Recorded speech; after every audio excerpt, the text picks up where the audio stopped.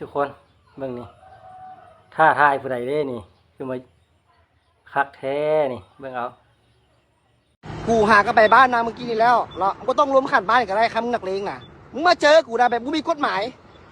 มึงครอบพ่อครอบแมงรถกูท่าอยู่ดองบึกอีนะท่าสุยดองบึกมึงมีการบอกเก่งบอกมาแล้วเจอกูมื้อนี้กูอยู่คนเดียวกูบ่ต้องยานมึงสิมาจะคนกับยามารถกูท่าอยู่นี่กูนั่งสุดยาท่าอยู่นี่เด้อนี่หมดนะกูส่งโลเคชั่นให้แล้วมึงมารถ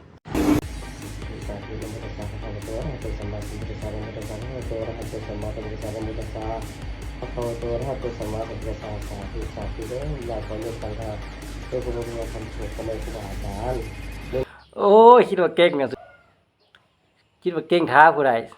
ท้าเมียนี่บ่เป็นอย่างคือยอมเมียบัดนี้สุดท้ายก็มาขอขมาเมียนี่เองเนาะคิดว่าท้าทายผู้ใดมาหาซะน่ะที่แท้ท้าทายเมียตัวเองนี่โอ้ยเก่งใส่ผู้อื่นบ่เก่งมันเก่งใส่เมียเห็นบ่เป็นอะไรบัดนี้จะเล่นกับระบบนะสุดท้ายยอมเมียเขาล่อเห็นบ่นบตะโกแล้วเนาะบัดนี้เนาะไปเฮ็ดนี่ได้ผิดใจเมียบัดนี้คือได้มาขอขมาเมียบ่ได้เป็นลูกผู้ชายซั่นบ่โอ้ลูกผู้ชายเขาบ่เคยนะมาขอขมาเมียน่ะจริงๆนะเมียเขาแล้วขอขมาผัวเนาะ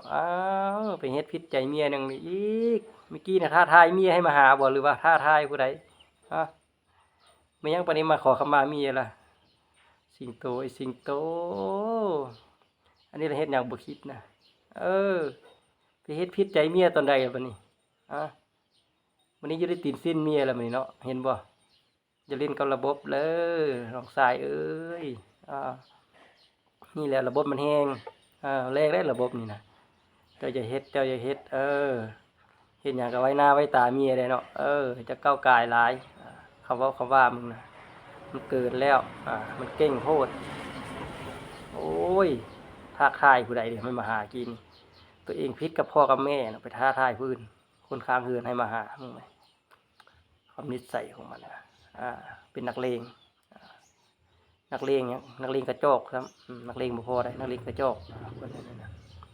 อันนี้เขาเด็กน้อยยังน้อยอยู่เลยอายุยังน้อยโพดความรู้ยังบ่มีเนี่ยคิดอารมณ์สู้เฮ็ดอะไรก็เฮ็ดคิดจังเฮ็ดหยังมันก็เฮ็ดไปเบิดทุกอย่างนั่นแหละคนบ่เต็มพี่น้องเอ้ยแต่หน้าตาก็ดีอยู่ได้เมียก็ได้เป็นรุ่นเอ้ยได้เนาะสุดท้ายก็ได้นบแล้วเป็นลูกน้องเขาแล้วบัดนี้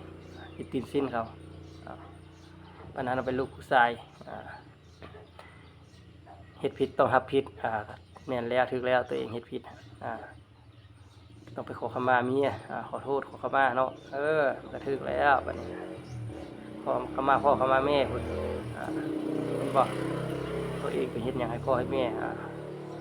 คนข้างบ้านพุ่นต้องขอโทษเขาไปท้าทายเขาเฮ็ดหยังมีเรื่องมีราวกันแล้วตัวเองกันผิดกับคนในเฮือนไปอยากให้คนข้างบ้านมันก็บ่ทึกแล้วเนาะเฮ็ดหยังก็คิดเด้อเฮ็ดเด้อบ่แม่นคิดเฮ็ดแล้วจะมาคิดมันบ่ถูกคือแนวนี้แหละเห็นบ่ฝากไว้ตื่นไว้มีสติให้เป็นบทเรียนซะต่อไปอย่าเฮ็ดซะเศร้าแต่นี้ต่อไปนะ